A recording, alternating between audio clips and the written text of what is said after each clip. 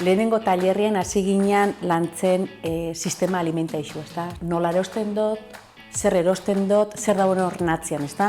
Orduan, nau intentaiken lehenengo barrutik kanpora zela doian kontsumo kontziente bat iten. Baina nireatik hasi bida, gero aportazio bat iteko taldiari. Izan da, ikastaro bat, hartu beman bat, irakusten intentau dut, baina asko ikasi dut gure tertulixan egon dian gente honedanakei, oso pozik.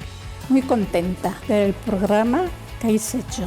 Entre Amaya, Bispos, he aprendido francamente cosas que igual no le daba importancia, ahora le doy más importancia y me gustaría seguir así, aprendiendo un poco más.